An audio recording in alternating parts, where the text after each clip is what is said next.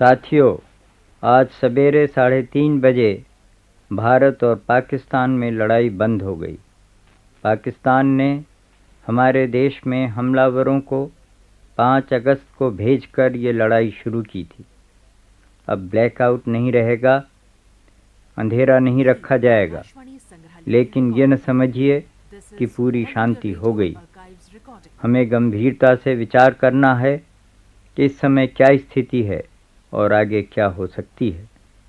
जैसा आप जानते हैं, लड़ाई बंद करने में 15 घंटे की देर हुई, क्योंकि पाकिस्तान इसके लिए देर से राज़ी हुआ। गो कि पाकिस्तान ने बहुत देर से जवाब दिया, फिर भी हमें खुशी है कि आखिर वो लड़ाई बंद कर देने को तैयार हो गया। इसमें कोई शक नहीं कि वे लड़ाई बंद करना चाहते थे। वास्तव में उनके लिए ये ज़रूरी था, मगर जैसी कि उनकी आदत है, वे आखिरी वक्त तक इनकार करने का दिखावा करना चाहते थे। सिक्योरिटी काउंसिल को ये बता देने के बाद भी कि उनको लड़ाई बंद करना मंजूर है, और लड़ाई बंद करने के थोड़े ही देर पहले हम जानते हैं कि पाकिस्तान ने कितना अनुचित और बेरहमी का काम किया। दिन दहाड़े अमृतसर की शहरी जनता पर बमबारी करना ऐसा काम है जिसकी कड़ी से कड़ी निंदा की जाएगी। उन्होंने जानबूझकर ये काम किया और लोगों के जान माल को गहरा नुकसान पहुंचाया। फिर खुद पाकिस्तान के प्रेसिडेंट की धमकी भी हमारे सामने है, और उनके विदेश मंत्री की तो है ही। इन दोनों ने आगे और भी भारी लड़ाई की बात की है। इस सब से पता चलता है कि पाकिस्तान की लड़ने की इच्छा ख्वाहिश अभी भी बनी है।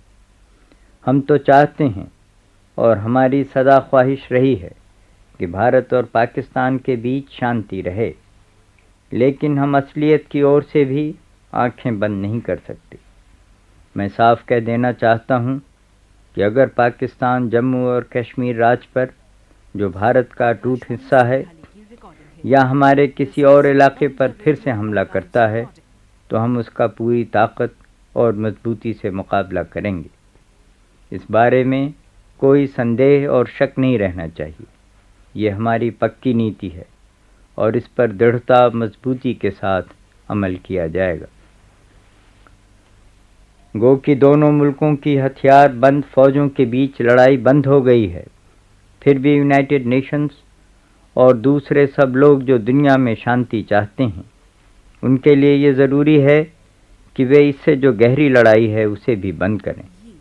ये लड़ाई एक मजहबी राज्य और एक गैर मजहबी या धर्मनिरपेक्ष राज्य की है।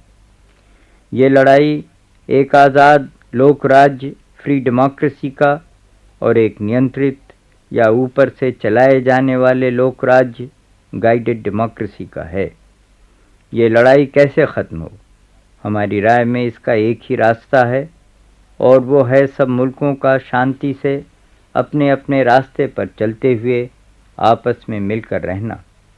भारत इस आदर्श को मानता है, और सारी दुनिया में उसने इस आदर्श की हिमायत की है। चाहे मुल्कों के बीच कितने ही गहरे मतभेद हों, चाहे उनके राजनीतिक और आर्थिक ढांचों में कितना ही फ़र्क हो, चाहे उनके बीच कितनी ही बड़ी समस्याएं, कितनी ही बड़े मसले हों, फिर भी वे शांति के साथ रह सकते हैं। हमने बार बार ये कहा है कि पाकिस्तान के लोगों के साथ हमारा कोई झगड़ा नहीं है, और हम उनका भला चाहते हैं। इस लड़ाई में भी हमने यही कोशिश की कि पाकिस्तानी फ़ौजी मशीन पर वार किया जाए। हमने पाकिस्तान के शहरी लोगों पर बम नहीं गिराए, हमने लाहौर पर गोलाबारी नहीं की, पूर्वी बंगाल के हवाई हमलों का भी जवाब नहीं दिया, हमने कराची पर भी हमला नहीं किया। गो कि पाकिस्तान के ज़्यादातर हवाई जहाज़ वहीं से उड़कर हमारे मुल्क पर हमला करने आते थे।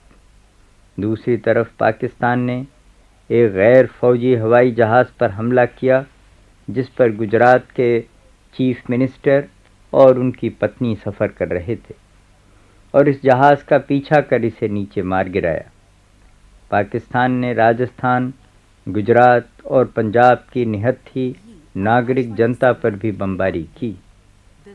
पहले से स्कीम बनाकर हमारे ऊपर भारी हमला करके हमको उसका जवाब देने पर मजबूर कर देने के बाद पाकिस्तान जानबूझकर ये झूठा प्रोपेगेंडा कर रहा है कि भारत पाकिस्तान को ख़त्म करने पर तुला हुआ है। इससे ज़्यादा गलत बात और कोई हो नहीं सकती। पाकिस्तान को ख़त्म करने का कोई भी इरादा भारत के मन में नहीं है। दरअसल पाकिस्तान ही लगातार भारत के खिलाफ कार्रवाई करता आ रहा है। पाकिस्तान ने ही पिछले 17 सालों में 3 बार भारत पर हमला किया है। पाकिस्तान ही हमारी सेक्युलरिज्म को नष्ट करना चाहता है। पाकिस्तान ही हमारे देश की जनता में भेद डालने के लिए सांप्रदायिकता का डर खड़ा करता है। ये याद रखना चाहिए कि हिंदुस्तान में 5 करोड़ मुसलमान रहते हैं और वे मुल्क के बनाने में हाथ बटा रहे हैं। उन्होंने लड़ाई के मैदान में भी शान और हिम्मत से काम किया है और सबसे ऊंचे फौजी मर्तबे और इनाम पाए हैं। पाकिस्तान के इस इरादे को हम कभी कामयाब न होने देंगे कि वो हम में फूट पैदा करे। देश की सेनाओं ने बड़ा शानदार काम किया है। उन्होंने बड़ी बहादुरी और युद्ध कुशलता दिखाई है। हमारी फ़ौज और एयरफोर्स के बहादुरों ने बराबर मिलकर काम किया और हमारे अफसरों ने लड़ाई के मैदान में और हवाई लड़ाई में अपने सैनिकों का खुद नेतृत्व किया, उनकी रहबरी की। उन्होंने हंसते हंसते अपने प्राणों की बाजी लगा दी। लड़ाई के मैदान से उनकी वीरता के कारनामों की खबरें आई हैं। सारा मुल्क उनके ऊपर नाज करता है और उनका दिल से कृतज्ञ है और एहसान मानता है। उनका काम अभी ख़त्म नहीं हुआ है और मुझे मालूम है कि उन्हें अपनी जिम्मेदारियों का पूरा ख्याल है। मैं भारत की पुलिस के बहादुरों का भी जिक्र करना चाहता हूँ, जिन्हें पाकिस्तानी हमलावरों और छाता सैनिकों की चुनौती का भी सामना करना पड़ा है। कई जगह उन्हें हमारी सेना के साथ कंधे से कंधा मिलाकर हमलावरों का सामना करना पड़ा। इस काम में उनमें से अनेक को अपनी जान भी न्यौछावर करनी पड़ी, लेकिन उन्होंने अपनी बहादुरी से भारतीय पुलिस के इतिहास तारीख में एक शानदार अध्याय जोड़ा है। इस परीक्षा इम्तिहान की घड़ी में सरकार को सबसे बड़ी ताकत अपनी जनता की एकता से मिली है, जो एक साथ मिलकर देश के प्रति अपना फ़र्ज अदा करने के लिए आगे बढ़ी। भारत बहुत बड़ा देश है और इसकी आबादी भी विशाल है। हमारे देश में बहुत से संप्रदाय और फ़िरक़े हैं। अलग अलग हिस्सों में अलग अलग ज़ुबानें बोली जाती हैं। हमारे यहाँ हर एक आदमी को अपने धर्म और मज़हब पर चलने की पूरी आज़ादी है, मगर हम सब मिलकर एक मजबूत कौम है। इसका सबसे बड़ा सबूत इन नाजुक दिनों में देखने को मिला है। पंजाब इस मामले में बहुत आगे रहा है। पंजाब के लोगों ने बड़ी हिम्मत, डिसिप्लिन और संगठन से काम लिया है। उनका हौसला बहुत ऊंचा रहा है। सीमा के और इलाकों के लोगों ने भी हिम्मत और जवाबमर्दी से काम किया है। मैं जानता हूँ कि हमारे बहुत से नागरिक इस बमबारी से हताहत हुए हैं। इन क्षेत्रों की जनता की कुर्बानियाँ और बलिदान बेकार नहीं जाएंगे। उन्होंने पूरे देश की तरफ से जवाब दिया है और सारे मुल्क की जनता उनका आभार मानती है। जो लोग आज़ादी के लिए शहीद हुए हैं, उनके घर वालों के लिए मैं आदर के साथ अपनी हमदर्दी और शोक प्रकट करता हूँ। इन शहीदों के घर वालों का दुख हल्का करने के लिए सरकार जो कुछ कर सकती है करेगी। जैसा मैंने कल पार्लियामेंट में बताया, चीन की धमकी अब भी हमारे सामने है और आगे वे क्या करेंगे इसे वे ही जानते हैं। लेकिन हमको चाहे जिस ओर से भी खतरा आए, उसका शक्तिपूर्वक मुकाबला करने के लिए तैयार रहना है। नागरिक रक्षा के लिए हमें पूरी और पक्की तैयारी करनी है। सिविल डिफेंस में जनता बहुत हाथ बटा सकती है। और उसने काफ़ी हाथ बटाया भी है।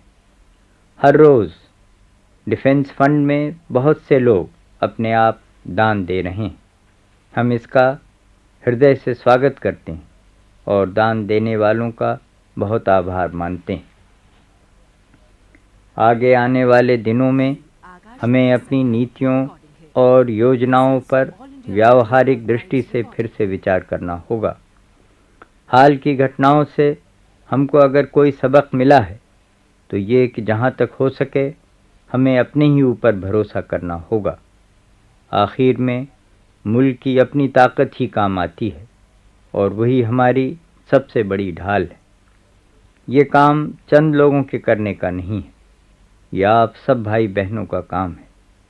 हर एक को ये समझना है कि जिम्मेदारी का क्या अर्थ और क्या मानी है और हमें क्या करना है। हमारा आज लोकतंत्री समाज है और हमारे सब नागरिक अपने आप अनुशासन के साथ जो कुछ करेंगे उसी से इस समाज को ताकत मिलेगी।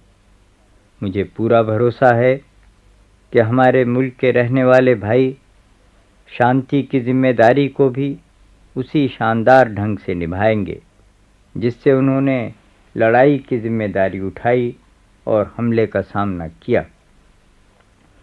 उन सब मुल्कों का जिन्होंने हमारी बात समझी है और हमारे लिए सहानुभूति दिखाई है, मैं भारत की जनता की ओर से शुक्रगुजार हूँ और उन्हें धन्यवाद देता हूँ। हमें इस बात पर ख़ास तौर से खुशी है कि जो देश खुल्लम खुल्ला पाकिस्तान का पक्ष ले रहे हैं उनको छोड़कर दुनिया के बाकी करीब करीब सभी मुल्कों ने इस बात को माना है कि भारत ने हमला नहीं किया बल्कि पाकिस्तान हमलावर था। भारत का शांति में अटूट भरोसा है। ये हमारे लिए वसूल का सिद्धांत का सवाल है, स्वार्थ और खुदगर्जी का नहीं। लेकिन शांति से प्रेम रखने का मतलब ये नहीं है और न हो सकता है कि जब हमारे ऊपर हमला हो तब भी हम अपने बचाव के लिए हथियार न उठाएं।